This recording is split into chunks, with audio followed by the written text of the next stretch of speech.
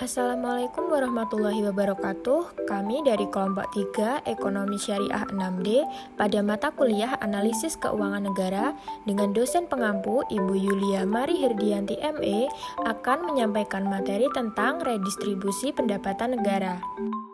Dengan anggota kelompok yang pertama Rica Aprilia Pradina dengan NIM belakang 149, Safinatul Wahyuni dengan NIM belakang 156, Siti Nuriyah dengan NIM belakang 158, Uswatun Hasanah dengan NIM belakang 165, dan Vicky Zulfikar dengan NIM belakang 166. Pokok pembahasan pada materi kali ini adalah tentang pengertian dan cara pembagian kembali redistribusi keuangan negara, pro dan kontra redistribusi pendapatan, pengukuran besarnya dan bentuk subsidi redistribusi keuangan negara, pengaruh redistribusi pendapatan terhadap keinginan untuk bekerja, biaya sosial atau welfare cost, dan pembebanan pajak atau tax incidence, dan yang terakhir studi kasus pada kondisi terkini.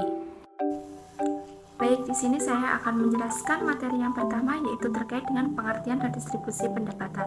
Redistribusi pendapatan merupakan pengurangan pendapatan kelompok kaya dan diberikannya kepada kelompok miskin, yang dimana sangat baik dipandang dari segi etika dan akan lebih efisien jika dalam penyalurannya langsung dilakukan oleh pemerintah dan tidak diserahkan pelaksanaannya pada kelompok orang-orang kaya secara langsung. Subbab yang kedua yaitu tentang cara pembagian kembali redistribusi pendapatan negara. Yang pertama yaitu menggunakan transfer tunai. Transfer tunai ini dibagi menjadi 3 cara. Yang pertama yaitu menggunakan pajak pendapatan negatif atau negatif income tax, di mana program transfer uang tunai itu diberikan kepada keluarga-keluarga yang berhak dengan jumlah transfer yang tergantung pada besarnya pendapatan dan besarnya keluarga, di mana bisa digunakan rumus yaitu T sama dengan R dalam kurung YB min YI, di mana T merupakan pembayaran transfer, R adalah tingkatan marginal, YB merupakan pendapatan pas-pasan, dan YI merupakan pendapatan keluarga sebelum ada transfer. Cara yang selanjutnya yaitu melalui demogram. Demogram sendiri merupakan bentuk transfer tunai yang dimana semua anggota dari sekelompok demografi tersebut menerima jumlah transfer dengan nilai yang sama. Lalu yang ketiga yaitu subsidi upah atau wage rate subsidi, di mana subsidi upah sendiri merupakan bentuk subsidi yang memberikan transfer pendapatan dengan cara meningkatkan tingkat upah neto yang diterima oleh pekerja. Lalu yang kedua melalui transfer tunai dan transfer in natura. Transfer bentuk tunai di mana uang tunai tersebut dapat dibelanjakan terhadap barang atau jasa yang dikehendakinya atau berdasarkan dengan keinginannya. Lalu yang kedua yaitu transfer in natura. Maka penyaluran subsidi akan langsung dalam bentuk barang. Dan dalam bentuk barang tersebut tidak bisa sesuai dengan keinginan yang diterima oleh para penerima subsidi. Untuk yang terakhir yaitu yang ketiga yaitu melalui program kesempatan kerja. Terdapat 2 kelompok masyarakat yang sangat memerlukan bantuan yang berbentuk program kesempatan kerja, yaitu yang pertama mereka yang tidak dapat bekerja akan mendapatkan bantuan dalam uang tunai yang dapat digunakan dan dimanfaatkan untuk kehidupan sehari-hari. Lalu yang kedua, mereka yang dapat bekerja akan tetapi tidak memperoleh pendapatan yang cukup, maka pemerintah harus menyediakan lapangan pekerjaan dan tingkat upah tertentu. Baik, untuk materi yang selanjutnya adalah mengenai pro dan kontra tentang redistribusi pendapatan. Untuk materi yang pertama yaitu tentang alasan pro dengan adanya redistribusi pendapatan. Yang pertama, sebaiknya redistribusi pendapatan itu dilakukan oleh pemerintah. Hal ini karena secara umum manusia itu kurang tertarik untuk mengusahakan suatu keadilan dan seringkali tidak mampu untuk merealisasikan usaha tersebut karena dia merupakan seorang yang hanya membonceng saja atau free rider. Artinya, kalau seseorang sudah melakukannya, maka ia lebih senang untuk tidak melakukannya. Alasan yang kedua, mengapa perlu adanya redistribusi pendapatan adalah bahwa dalam redistribusi pendapatan terdapat unsur barang publik. Nah, dalam hal ini bukan redistribusi pendapatannya yang merupakan barang publik, tetapi akibat yang ditimbulkannya yang mempunyai ciri sebagai barang publik. Dengan adanya redistribusi pendapatan, maka golongan miskin itu pendapatannya kan akan meningkat. Nah, ketika pendapatan mereka lebih tinggi, maka dampaknya tingkat keresahan dalam masyarakat dan juga tindak kriminalitas itu akan berkurang. Demikian pula tingkat kesehatan golongan miskin itu juga akan menjadi semakin lebih baik. Sehingga kemungkinan berjangkitnya penyakit menular itu juga akan berkurang. Ini semua merupakan barang publik yang jika diinginkan untuk lebih baik adanya dalam masyarakat, maka harus diusahakan oleh pemerintah. Nah, dengan semakin sehatnya golongan miskin, serta berkurangnya tindak kriminalitas, berarti kesejahteraan golongan kaya itu juga meningkat, karena mereka dapat hidup lebih tentram dan juga tenang. Hal ini dapat digambarkan dalam kurva yang sudah dicantumkan dalam gambar berikut ini. Gambar tersebut menunjukkan bahwa di dalam masyarakat itu terdapat dua kelompok pendapatan, yaitu kelompok kaya dan juga kelompok miskin. Kelompok kaya digambarkan pada sumbu vertikal dan kelompok miskin digambarkan pada sumbu horizontal. Nah, semisal di masyarakat itu ada total pendapatan sebanyak 220 miliar dengan distribusi pendapatan yang 200 miliar itu milik kelompok kaya dan yang 20 miliar itu milik dari kelompok miskin. Nah, kepuasan kelompok kaya digambarkan oleh kurva tak acuh 1, yaitu kurva yang melengkung yang diberi angka 1. Sedangkan kurva tak acuh kelompok miskin tidak digambarkan di sini. Nah, kemudian setelah ada redistribusi pendapatan, itu pendapatan dari kelompok kaya disumbangkan atau diberikan kepada kelompok miskin sebanyak 40 miliar. Nah, maka posisi yang baru adalah pada titik B, di mana pendapatan kelompok kaya itu menjadi 160 miliar dan kelompok miskin menjadi 60 miliar. Nah, tampak pada gambar tersebut bahwa kelompok kaya berada pada kurva tak acuh 2 yang letaknya itu lebih tinggi daripada kurva tak acuh 1. Nah, hal tersebut menunjukkan bahwa kepuasan kelompok kaya juga ikut meningkat dengan adanya redistribusi pendapatan. Untuk alasan yang ketiga, mengapa perlu adanya redistribusi pendapatan adalah berkaitan dengan hubungan atau kekuatan politik. Seringkali golongan orang kaya atau konglomerat itu walaupun jumlahnya tidak banyak, namun mereka dapat mempengaruhi jalannya politik di suatu negara dengan jumlah uang yang mereka miliki. Oleh karena itu, untuk menghindari adanya kemungkinan tersebut, pemerintah harus mendistribusikan kembali pendapatan sehingga terdapat distribusi pendapatan yang lebih merata. Dengan demikian, maka kebijakan pemerintah tidak akan dikuasai atau dipengaruhi oleh kelompok yang memiliki pendapatan tinggi. Selain adanya pihak yang pro dengan adanya redistribusi pendapatan, ada juga pihak yang kontra dengan adanya redistribusi pendapatan. Nah, alasan mengapa ada beberapa pihak yang kurang setuju dengan adanya redistribusi pendapatan yaitu yang pertama, tidak pantas bahwa orang malas dan orang bodoh mendapatkan penghasilan yang tinggi karena redistribusi pendapatan. Karena mereka kurang setuju jika orang yang hanya bermalas-malasan atau pengangguran, dalam kata lain, mereka tidak mempunyai semangat untuk mencari kerja, justru mendapatkan pendapatan dari adanya redistribusi pendapatan tersebut. Alasan yang kedua, bahwa redistribusi pendapatan akan mengurangi dorongan atau insentif untuk bekerja keras, menabung, dan juga berinvestasi. Akibatnya, pendapatan absolut akan relatif rendah dengan adanya redistribusi pendapatan. Ini berarti pula akan mengorbankan efisiensi dalam perekonomian. Alasan yang ketiga, dengan adanya redistribusi pendapatan, laju pertumbuhan ekonomi akan terhambat karena menurunnya tingkat investasi di negara yang bersangkutan. Materi selanjutnya yaitu pengukuran besarnya redistribusi pendapatan negara. Standar yang dijadikan ukuran dalam derajat distribusi pendapatan sering menjadi kendala. Kesulitan tersebut salah satunya disebabkan oleh adanya ragam pendapat para ahli mengenai distribusi pendapatan. Suparmoko menyatakan bahwa pada umumnya tinggi rendahnya pendapatan bergantung pada tinggi rendahnya produksi barang dan jasa dikalikan dengan harga pasarnya. Perbedaan pendapatan dalam arti uang ini tidak mencerminkan perbedaan pendapatan dalam arti real. Faktor-faktor seperti selera, kenikmatan, atau kesenangan kerja belum diperhitungkan dalam melihat kemincangan distribusi pendapatan. Kemudian materi selanjutnya yaitu bentuk subsidi yang dikeluarkan. Bentuk selanjutnya dari redistribusi pendapatan adalah subsidi. Dana subsidi digunakan untuk memotong biaya kebutuhan masyarakat sehari-hari seperti bahan bakar minyak, tiket transportasi umum, dan bahan pokok. Selain itu, bentuk subsidi juga berupa subsidi upah. Bentuk lain dari transfer tunai ialah melalui insentif kerja dengan subsidi tingkat upah. Subsidi upah memberikan transfer pendapatan dengan cara meningkatkan tingkat upah neto yang diterima pekerja.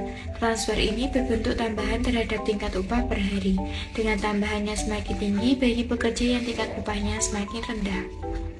Baik, untuk materi selanjutnya yaitu pengaruh redistribusi pendapatan terhadap keinginan untuk bekerja, biaya sosial atau welfare cost, dan pembebanan pajak atau tax incidence. Seperti yang diketahui sebelumnya, terdapat 4 alternatif kebijakan redistribusi pendapatan, yaitu yang pertama negative income tax atau NIT.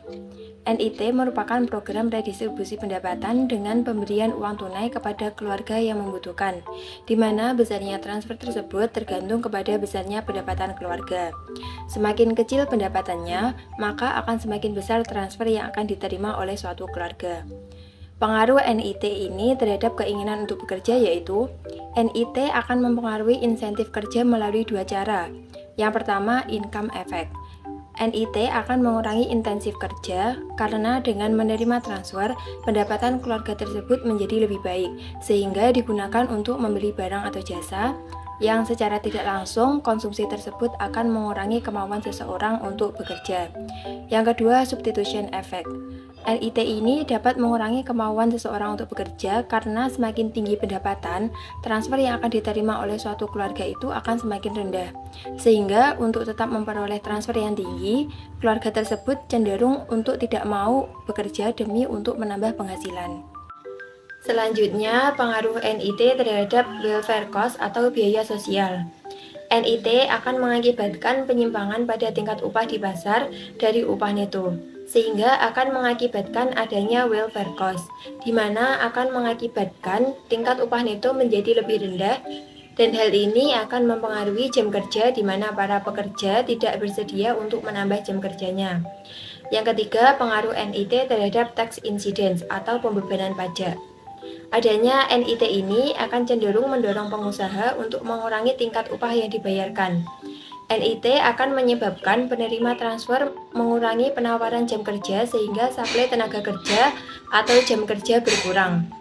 Namun, di sisi lain permintaan pengusaha akan tenaga kerja itu tetap, sehingga akan menyebabkan upah menjadi naik. Hal ini berarti penerimaan transfer akan mendapat transfer yang lebih besar dari jumlah transfer yang benar-benar mereka terima, yaitu berupa kenaikan upah di pasar. Sehingga tax incidence dari NIT ini akan ditanggung oleh pengusaha sebesar kenaikan upah yang harus dibayarkan. Yang pertama, pengaruh wage rate subsidies atau WRS terhadap insentif kerja. Substitution effect yang ditimbulkan oleh WRS akan menambah jam kerja karena WRS akan meningkatkan upah. Apabila para pekerja mengurangi jam kerjanya, berarti mereka tidak akan menerima subsidi yang besar.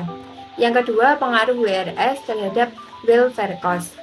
Karena para pembayar pajak dapat memberikan bantuan kepada mereka yang berpenghasilan rendah dengan menyediakan uang yang cukup, disertai dengan imbalan kerja, bukan menyediakan waktu senggang, maka welfare cost-nya relatif kecil. Yang keempat yaitu Public Employment Program atau PEP. Program kesempatan kerja adalah program kesejahteraan pemerintah dalam bentuk program kesempatan kerja di sektor publik yang dikombinasikan dengan cash atau in-kind transfer program. Program PEP ini, keluarga miskin dapat dikelompokkan menjadi 2 golongan, yaitu yang pertama, mereka yang tidak dapat bekerja akan memperoleh bantuan dalam bentuk tunai dengan jaminan pendapatan yang tinggi. Yang kedua, mereka yang dapat bekerja tetapi tidak dapat memperoleh pendapatan yang memadai, mereka akan diberikan marginal tax rate yang tidak mengurangi insentif kerjanya. Selanjutnya, pengaruh wage rate subsidies atau WRS terhadap insentif kerja. Substitution effect yang ditimbulkan oleh WRS akan menambah jam kerja, karena WRS akan meningkatkan upah. Apabila para pekerja mengurangi jam kerjanya, berarti mereka tidak akan menerima subsidi yang besar. Yang kedua, pengaruh WRS terhadap welfare cost. Karena para pembayar pajak dapat memberikan bantuan kepada mereka yang berpenghasilan rendah dengan menyediakan uang yang cukup, disertai dengan imbalan kerja, bukan menyediakan waktu senggang, maka welfare cost-nya relatif kecil. Yang keempat, Public Employment Program atau PEP. Program kesempatan kerja ini merupakan program kesejahteraan pemerintah dalam bentuk program kesempatan kerja di sektor publik yang dikombinasikan dengan cash atau in-kind transfer program. Dalam program PEP ini, keluarga miskin dapat dikelompokkan menjadi dua golongan, yaitu yang pertama, mereka yang tidak dapat bekerja akan memperoleh bantuan dalam bentuk tunai dengan jaminan pendapatan yang tinggi. Yang kedua, mereka yang dapat bekerja tetapi tidak dapat memperoleh pendapatan yang memadai, mereka akan diberikan marginal tax rate yang tidak mengurangi insentif kerjanya. Berikutnya, pengaruh PEP terhadap insentif kerja. Program ini memberikan dorongan yang kuat untuk mengurangi jam kerja atau disinsentif kerja apabila program tersebut dimanfaatkan oleh suatu keluarga di mana salah seorang anggota tetap bekerja sehingga jumlah penghasilan mereka menjadi di bawah garis kemiskinan. Yang kedua, pengaruh PEP terhadap welfare cost. Dengan adanya program PEP ini, maka banyak tenaga kerja yang terdorong untuk bekerja di sektor publik.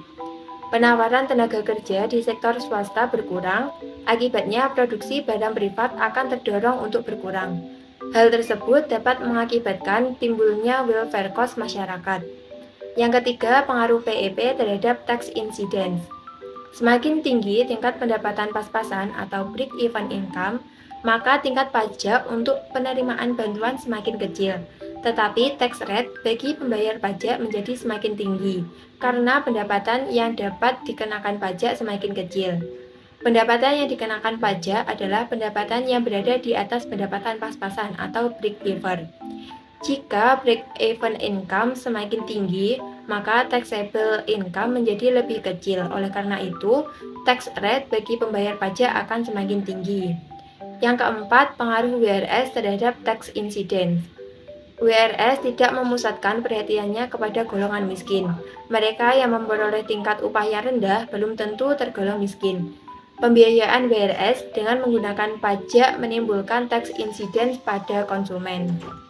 Baik, untuk yang selanjutnya yaitu mengenai studi kasus terkini, di mana kelompok kami mengambil studi kasus yaitu tentang pemerintah mengalihkan sebagian subsidi bahan bakar minyak untuk bantuan yang lebih tepat sasaran, di mana Presiden Joko Widodo menyampaikan bahwa sudah berupaya sekuat tenaga untuk melindungi masyarakat dari gejolak harga minyak dunia. Namun, mengingat anggaran subsidi dan kompensasi tahun 2022 telah meningkat dari awal anggaran APBN sebesar 152,5 triliun menjadi 502,4 triliun, maka dalam Peraturan Presiden Nomor 98 Tahun 2022, pemerintah mengambil keputusan untuk mengalihkan sebagian subsidi bahan bakar minyak BBM untuk bantuan yang lebih tepat sasaran. Menurut kelompok kami, mengenai berita tersebut, kebijakan yang dikeluarkan oleh pemerintah tersebut melalui pengalihan subsidi BBM menjadi bantuan langsung atau BLT merupakan langkah yang tepat, di mana pengalihan teknis redistribusi pendapatan negara yang awalnya berupa subsidi menjadi BLT atau ke dalam bentuk BLT